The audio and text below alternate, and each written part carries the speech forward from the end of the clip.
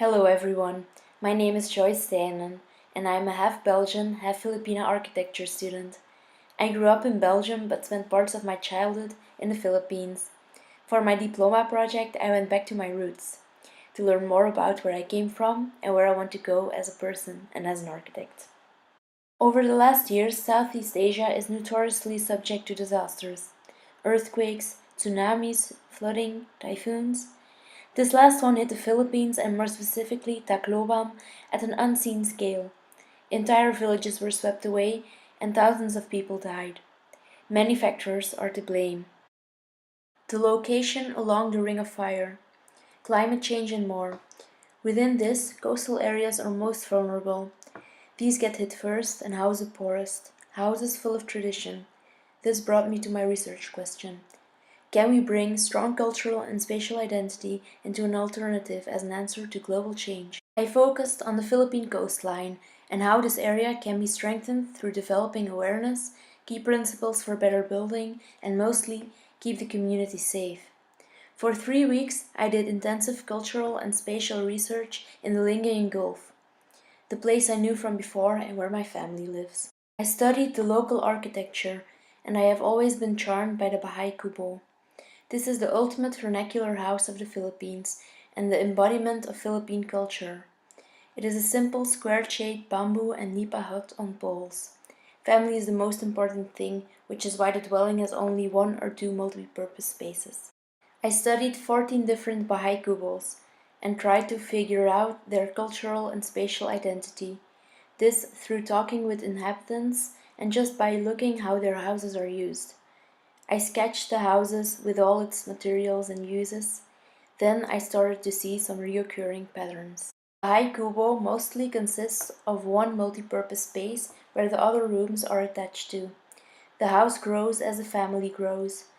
Also, one of the remarkable things is that Philippine space is not limited by its walls. It goes beyond.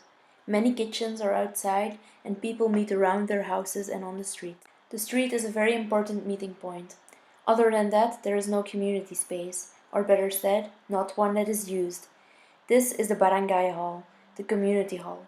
Many facilities are located here but not used with the exception of the mold-ridden kindergarten. Why is this community space with so much potential being rejected? I see much potential in this concept of a community house, but it is important that the building is something you can physically and mentally relate to, not a concrete bunker where it is too hot to bear and where Philippine culture is lost. I truly believe that the vernacular has much to offer, but in current situations, it needs rethinking. I propose community places strategically located that everyone knows because it's, for example, a kindergarten or a health office. A building carried by the community and a place where safety can be found at all times. The building transforms from open like a Bahay kubo to a flower that closes off when it rains. There are things that can be done to reinforce the area that need to be addressed on different scales, creating obstacles, safe evacuation. But in the end, there is a need for awareness, knowledge, and to develop a new building mentality. The community building as a prototype can serve as an inspiration to adapt. Through literature and existing research, I made this scheme with key principles for safer building in the Philippines. For example, top-hung windows are preferable, and a drop-shaped building would be best to divert wind. Also, smaller window openings and regular shapes are better. Inspired by the little fisher settlements along the river and my previous scheme, I came up with this floor plan for the community building. A clustered building existing of smaller buildings that can divert the wind. This cluster held together by structural cores that are well reinforced in the ground. The materials I propose are a combination of cross-laminated timber for the core and bamboo for the secondary structure. CLT is very strong and has been widely tested and proven to resist earthquakes and enormous wind forces. Bamboo is locally produced and is tough as steel and sturdier than concrete. Because of its cross-lamination, CLT is load-bearing in 2 directions. That is why perforations can be made in a resourceful way. I designed 12 square CLT elements that incorporate Philippine use inspired on my fieldwork.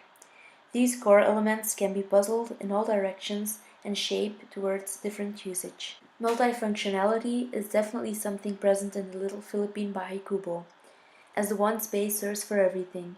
This concept inspired me towards these prefabricated elements that can be used in all sorts of spaces. They also can provide gradients and privacy, and some places where you can simply hide. As I mentioned before, the building will act as a community house, open to the environment, and true to vernacular that has proven its purpose. On the other hand, as an evacuation site that can be closed off, this as a cluster of drop-shade buildings that divert wind and elements. This image shows a before and after view. Before the storm, there is a vibrant community happening in as well as outside, on top and under the structure. After a calamity, the building is closed off, keeping everyone safe, from where people can find help and help one another from inside out, from where external help can be provided. As a pilot project, this concept, along others, can start in one neighborhood and maybe find imitations in others. Over time, a new building mentality will spread all over the area, all over the Philippine coast. Through communal strength, hope, and adaptation, a more resilient environment can be created. I will conclude with this picture of Bahay-Silungan, the spirit of communal effort. It is the strength of the Philippines to get back on your feet and help each other. This can be used towards even more resilient environments. Use what is already there. I would like to show you more and keep talking, but there's only so much time. Thank you for your attention and have a nice day. So thank you to Joyce for sending us and sharing that with us. I don't know if you know, but Architecture for Humanity is actually involved in the Philippines, and so when we saw this come across, we were just really excited to hear from Joyce and learn more about her project as we develop our own work. So a little bit of that cross collaboration. Our next presenter is Maria Del Mar Rodriguez Yebra, who is an experienced environmental and ecological consultant in sustainable development projects. She has a degree in architecture and advanced environmental and energy studies at the Center for Alternative Technology. She began her career as a physicist. Oh, I'm getting a pause here. Okay, physicist, investigating the properties of organic and molecular materials. Her current work and research ranges from the sustainable implementation of energy solutions in rural and urban areas to water management for disaster relief, biomass alternatives, and vernacular architecture for different climatic conditions. You might have seen a few slides a little too early, but here you go. Thank you. Thank you very much. So this is a conceptual project I'm going to introduce. Actually, the previous presentation is a great introduction for my project. This is a shelter we want to implement in the Philippines, so it's still in the phase of concept. And I want to introduce myself and my team, the team that helped me to develop the project. I have the background in physics, so I'm experienced with materials. And the rest of the team, the two architects and the infrastructure engineer, they are all experienced with natural materials. So there was great help from a Filipino architect because she's great with the bamboo and everything. So in December 2013, the super typhoon Haiyan crossed over the Philippines, destroying everything that found around 50 kilometers within its path. So it was a really, really bad typhoon. And one of the worst areas that was hit by was Tacloban, as they showed before, and houses were totally destroyed. Floodings came inland for more than 1 kilometer, and trees were bended over. It was a totally destruction. So the first aid in these cases is usually the tents. Everyone knows it. Tents are first aid. They are supposed to be there for like a couple of weeks. They usually last for months, for years. Even as a temporary shelter, they are set tents. And after the super typhoon Haiyan, more than 30% of the tents were destroyed with two major storms that hit the country. So our project is based on implementing a temporary shelter that can be upgraded until a permanent house. So we want to cover most of the phases of sheltering. Come on, go. So we want to use natural materials that are locally available. We want to implement vernacular architecture with local construction techniques. And we want to use it in this case for the climate of the Philippines, but also it could be adjusted for other hot arid climates. And in both cases that could be resilient to all extreme weather conditions. In the ancient times, round shapes were used for a lot of vernacular architecture because they are in harmony with the nature and they are also in harmony with the social environment. They used different materials and they are very resistant to winds and to earthquakes for the symmetry of the structures. The Bahay kubo is done mostly with local available materials and is very lightweight. So we want to be able to transport the shelter. We want to be able to deconstruct it easily, to reconstruct it again. So for the shelter, I'm going now to present the construction phases. We've been through this project and see how we can improve it with the time. It's still in an early phase. So the foundation of the shelter, the foundation of the houses in the Philippines are usually in stilts to create a buffer for the water to flow underneath the houses. Stilts are dangerous because they break easily with earthquakes. So we wanted to implement in the shelter for a foundation a rail type of stilt. So the water can still flow underneath the shelter, but it will be more resistant in case of earthquakes. So this is I'm going to show just details of the construction and how the 6 elements will lift the ground, and then you can put underground the rails.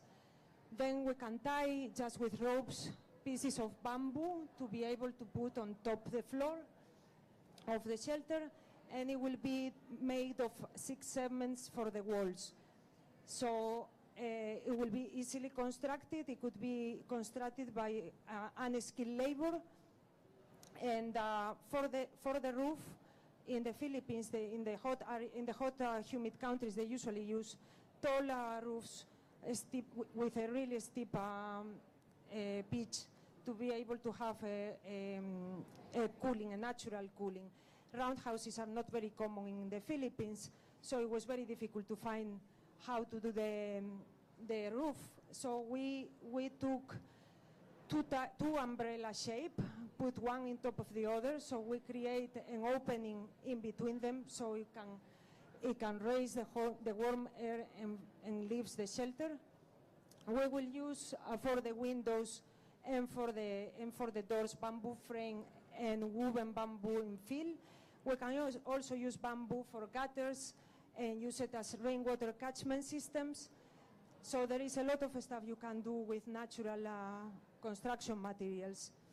This is the section like a little bit more specified. You can see how it could be constructed with bamboo, the roof, and how the foundation would look in the shelter. It will be also covered with nipa palm on top, like the Bahay kubo. And these are the perspectives for the top. We want the shelter to be, we want all the local construction techniques to be implemented in the shelter, so it will be easier for the people to construct it. And it will be all the cutting and lashing and joining of bamboo with local techniques. Also, we want to use a second door, like a complementary door that could make the shelters to be united in case of a more permanent solution, so you could divide the living area and the sleeping area in case you need to accommodate more people. Usually in camps, there is no kitchen in the shelters, but if it's more permanent, this is our idea. And that's it, and we need to do some more post-evaluation. We need to do some computer simulations. We hope to get some funding to implement it in the Philippines and then do testing and improve it. That's it. Thank you. Thank you, Maria. So yeah, I mean, this is such an interesting idea, the temporary versus permanent, right? And the Philippines right now is still struggling with the idea of how to move shelter in their buildings from that temporary piece to permanent structures. So Very exciting. Thanks, Maria. Our last presenter is Lindsay Bach. Lindsay's here? Yes? Okay, good. Just checking. So Lindsay is working to be an interior designer, focusing on building material innovation and economic revitalization. She has found a passion in sustainably developing existing spaces without compromising future needs in an era where natural materials are diminishing. She wants to be a part of reviving the environment through design rather than inflicting more harm. Good job. She received a Master of Fine Arts of Interior Architecture from the New England School of Art and Design. She is eager to build on this passion and lend her skills to the humanitarian design industry. So welcome, Lindsay.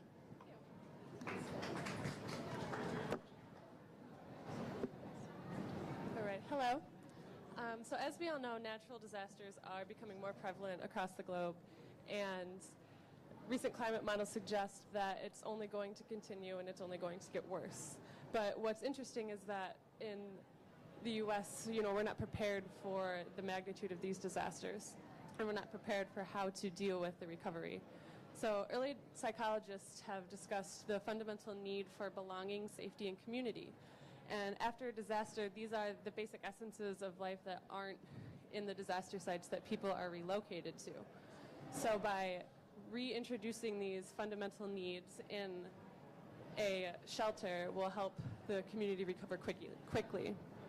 And it's really important to understand that human recovery and infrastructural recovery is interdependent. So you cannot begin to rebuild a city without its people, but the people cannot return if they don't have the basic necessities that they need to rebuild. So by reintroducing these elements will help to rebuild quickly. And by looking at this 4-stage recovery model that is, it was discussed in a book about Hurricane Sandy. And it says that the first stage is to take care of the injured and the homeless, and then there's the public infrastructure and social services that are reintroduced, and then we come to recovering quickly for reconstruction of the city. And it's my proposal that interior designers can come in before stage 4 and can be there through all 4 stages of recovery. So as you implement each of these basic necessities, they can be quickly added and quickly taken away depending on the community's system of recovery. And this is the partie that was developed for this design. It's based on an African fractal, so looking at indigenous ways of community and how they create shelter and community in their way of life. So that created the shell for this space that had these basic essences of life, such as a sanitation facility and a restaurant to mingle and to have internet access to talk to those who have been relocated. Things such as shower facilities, a gym for kids to go play soccer after school, because what's more every day than a kid having that after class. So this design is, the site is in New Jersey, and to see how we can aid the victims from Hurricane Sandy. So this model was developed on that it could be deployed anywhere. So if it's a hurricane, if it's a tornado, if it's a tsunami, it could be deployed and be flexible. So depending on the site and the climate, it can change with the community. And as the community recovers, those facilities can be taken away so that you're just left with this central memorial space. And in order to do that, it has to be easily transportable. So everything can be transferred on a flatbed trailer or can be airlifted by using tensile fabric and scaffolding, and by having predetermined foundation slots that can sort of give you the flexibility of rearranging the facilities as the size and the need changes. And through this kit of parts, it's very symbolic. So the exterior perimeter would be made of acrylic, mirrored acrylic, for example, so that it forces survivors to see what they are recovering from, and that this is real and that this is happening. And the interior perimeter would be of transparent materials, so they could see that they are not the only ones, and that there are other people that are recovering with them. And by using things like construction-style lamp pendants that can be easily suspended, removed, and taken away would be most effective. And for example, this pendant here is by the manufacturer Grey Pants, and it's made of cardboard, so it's a sustainable option. The rest of the facility is made of very neutral color palette and tones, so that as the community rebuilds with the landscape. You could see the grass and the lichen and the moss sort of regrow with each member of the community. And as you can see here, this is the space designed that using things like shausugi ban, or a charred wood, for the central memorial, and how the water rushes down it to symbolize the cleansing process of the charred wood and the charred hearts of the entire community. And set this down. And it's the importance of what this common space actually represents, and that you're coming here for a place to be able to have a warm meal, because some people that I interviewed after Hurricane Sandy for Thanksgiving sat on boxes in a cold living room, and it was a heartbreaking experience. So just to have a space to do that in is what's so important, and just the recovery of the soul and of the community. And looking at that indigenous perspective of life, and how they have like a strength of wholeness and a holistic perspective of life, even amidst the most brutal poverty that any of us could have ever imagined. And it's a perspective that should be embraced post-disaster. And to realize that this is a center for memorialization. And for example, these are memorials to forget and to remember. So to the left is to remember. The mist symbolizes all the pain endured throughout the storm, whereas to forget is a wailing wall inspired memorial, where you could slip notes and prayers and they could be buried thereafter, and have some kind of mirrored acrylic in the background of those voids too, for children to interact and be a part of this recovery process. And to really understand that it is an integral step in rebuilding to be able to grieve and memorialize the disaster, to bring a community together to eventually rebuild. And as an interior designer, what is most important is the environment. And this environment has changed, and it's our job to fix that. It's our job to design something new that can make that change. And from the TED Talk that Cameron Sinclair discussed, it's about doing things, and it's about making the changes, and about taking the action to prove that we are not the last responders. Thank you. Thank you, Lindsay. One of the points that Lindsay made that really spoke to me, and maybe to you guys too, was the idea of like bringing back dignity and hope to communities who've been affected by disasters like this, because I think, we're after a disaster, everyone's so focused on just, getting something on the ground at first that we forget the human story behind it, and that people are really struggling to just like find their hope again. So I really love that. Thank you.